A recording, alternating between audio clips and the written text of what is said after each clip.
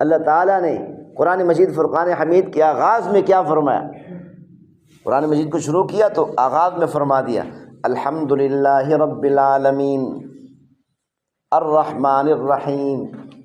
اللہ تعالیٰ نے فرمایا کہ قرآن مجید کے شروع میں بتا دیا میں رحمان ہوں رحیم ہوں۔ اس قرآن میں جتنی احکامات میں نے نازل کیے ہیں یہ احکامات سخت نہیں، مشکل نہیں۔ یہ نہ سمجھنا کہ یہ احکامات مشکل ہیں، میری طرف دوڑ لگا کر آؤ، میرے احکامات پر عمل کرو۔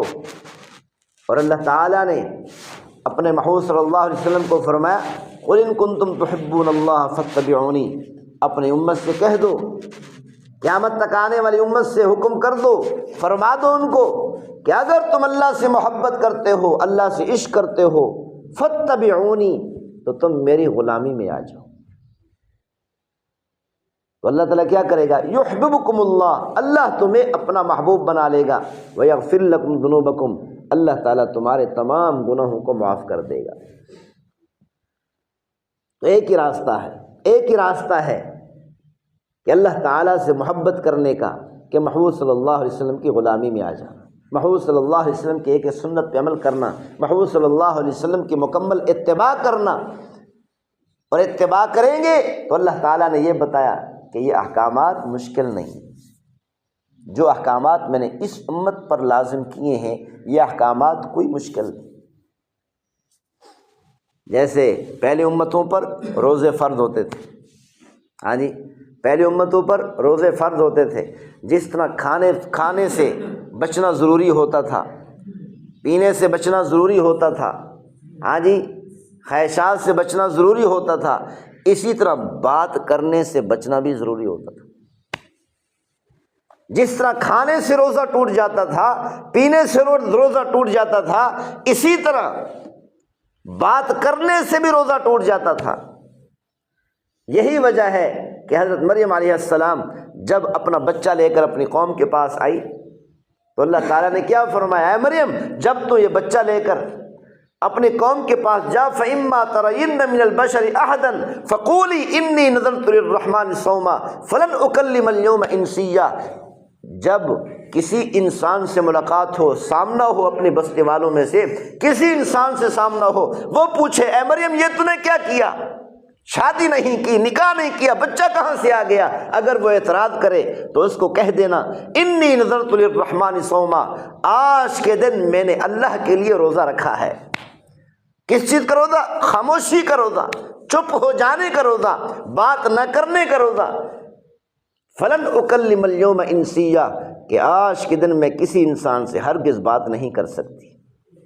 تو اللہ تعالیٰ نے فرمایا حضرت مریم علیہ السلام کو کہ اب کسی انسان سے ملاقات ہو تو اسے کیا کہنا؟ میں نے روزہ رکھا ہے۔ اسی لیے روزہ رکھنا، جب بنی اسرائیل پر روزے فرض ہوتے تھے، روزے رکھتے تھے تو وہ بات بھی نہیں کر سکتے تھے کہ آج کے دن میں کسی سے بات نہیں کر سکتی، میں نے روزہ رکھا ہے۔ اگر وہ نیکی کی بات بھی کرتے تو پھر بھی روزہ ٹوٹ جاتا تھا، اچھائی کی بات کرتے، اچھی بات کرتے، پھر بھی روزہ ٹوٹ جاتا تھا۔ لیکن قربان جو محبوب صلی اللہ علیہ وسلم کی امت پر کہ اللہ تعالیٰ نے اس امت پر روزے فرض کیے ہیں، یہ گناہ کی بات بھی کرتے ہیں، غیبت بھی کرتے ہیں، جھوٹ بھی بولتے ہیں، تب بھی روزہ نہیں ٹوٹتا۔ روزے میں کی کمال میں کمی تو آ جاتی ہے لیکن روزہ ٹوٹتا نہیں۔ کہ اللہ تعالیٰ نے اس امت کو فرمایا اور میرے محبوب صلی اللہ علیہ وسلم کی امت کے لوگوں پریشان نہ ہونا، الرحمن الرحیم، میں رحمان ہوں، رحیم ہوں، میں تم پر سخت احکامات لازم نہیں کروں گا۔ چلے گئے تو نبی اکرم صلی اللہ علیہ وسلم نے اس صحابی سے پوچھا کہ یہاں پر دین کی بات ہوتی ہے، آپ بیٹھتے نہیں ہیں، نماز پڑھتے ہیں، باقی سارے صحابہ بیٹھتے ہیں، آپ نہیں بیٹھتے، تو اس کی کیا وجہ ہے؟ اس صحابی رضی اللہ تعالیٰ نے عرض کی یا رسول اللہ، ہم غریب ہیں، ہمارے پاس کپڑے نہیں ہیں، میری بیوی کے پاس اور میرے پاس صرف ایک ہی جوڑا ہے، ایک ہی کپڑا، جوڑا کیا وہ کپڑے ہوتے تھے ایسے ہی لپیٹ لیتے تھے، سلے سلائے اس طرح کپڑے تو نہیں ہوتے تھے، ہمارے پاس ایک ہی کپڑا ہے، میری بیوی گڑھے کے اندر بند ہو کر بیٹھ جاتی ہے پردے کی حالت میں آ کر نماز پڑھتا ہوں، پھر جاتا ہوں وہ کپڑا دیتا ہوں اور وہ نماز پڑھتی ہے۔ یعنی پورا ننگیج چھپانے کے لیے ہمارے پاس 2 کپڑے اتنے بڑے کہ ہم صحیح طریقے سے نماز ادا کر سکیں۔ نبی اکرم صلی اللہ علیہ وسلم نے اپنی کملی والی چادر دی، فرمایا یہ چادر لے جاؤ، اس کو استعمال کرو۔ آج کل ہمیں یہ باتیں بڑی عجیب لگتی ہیں کہ اتنی کپڑے کی قلت تھی، اتنی غربت تھی، یہاں واقعتاً ہو سکتی ہے۔ پیغمبر صلی اللہ علیہ وسلم پر یہ حالات آئے، صحابہ پر یہ حالات آئے کہ صرف یہاں تک کپڑا ہے، اوپر کپڑا پہننے کے لیے ہے ہی نہیں۔ مسجد نبوی میں پیغمبر صلی اللہ علیہ وسلم ایسے ہی جماعت کرا رہے ہیں اور صحابہ اکرام ایسے ہی نماز پڑھ رہے ہیں۔ ہم اس کو سوچ نہیں سکتے اس دور میں کہ غریب سے غریب ترین آدمی ہے تو اس کے لیے کم از کم 1 جوڑا ضرور ہوگا، پھٹا پرانا ہوگا ضرور، لیکن پیغمبر کے پاس، کملی والے کے پاس، دنیا اور آخرت کے سردار اور بادشاہ کے پاس اتنی کپڑا نہیں کہ اپنے اوپر والے حصے کو ڈھانپ سکے۔ صحابہ کے پاس جو پیچھے کھڑے ہو کر نماز پڑھ رہے ہیں ان کے پاس اتنی کپڑا نہیں کہ اوپر کے حصے کو ڈھانپ سکیں، صرف ننگے ڈھانپا ہوا ہے بس یہاں تک۔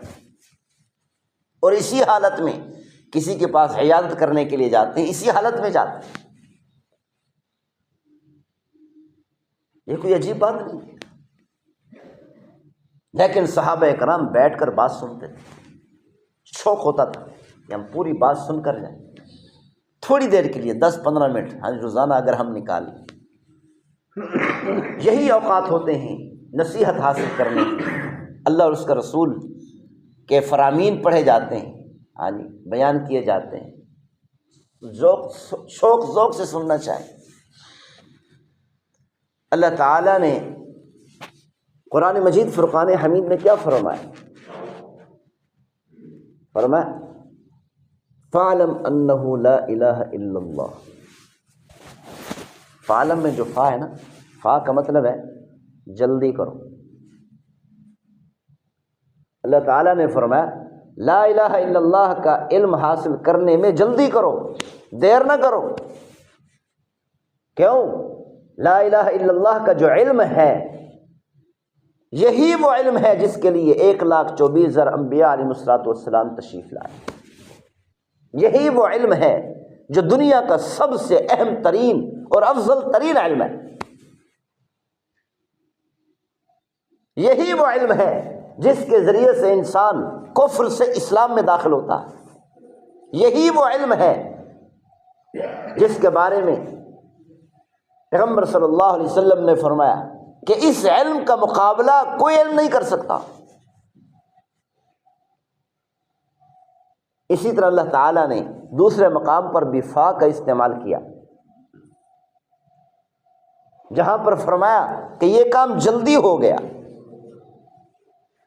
حضرت مریم علیہ السلام کھڑی ہیں، حضرت جبریل علیہ السلام انسانی شکل میں ہیں، مرد کی شکل میں، حضرت مریم علیہ السلام کے سامنے ظاہر ہوئے۔ قالت انی اعوذ بالرحمن منک ان کنت تقیا۔ حضرت مریم علیہ السلام نے کہا میں تجھ سے پروردگار کی پناہ چاہتی ہوں کہ آج تک میرے سامنے کوئی مرد نہیں آیا، آج پہلی مرتبہ میرے سامنے مرد آیا، اس کی کیا وجہ ہے؟ اللہ تعالیٰ نے فرمایا، حضرت جبریل علیہ السلام نے کہا انما انا رسول ربک، میں تو صرف اللہ کی طرف سے بھیجا ہوا قاصد ہوں، فرشتہ ہوں، میں کوئی انسان نہیں، آپ کو پریشان ہونے کی ضرورت نہیں۔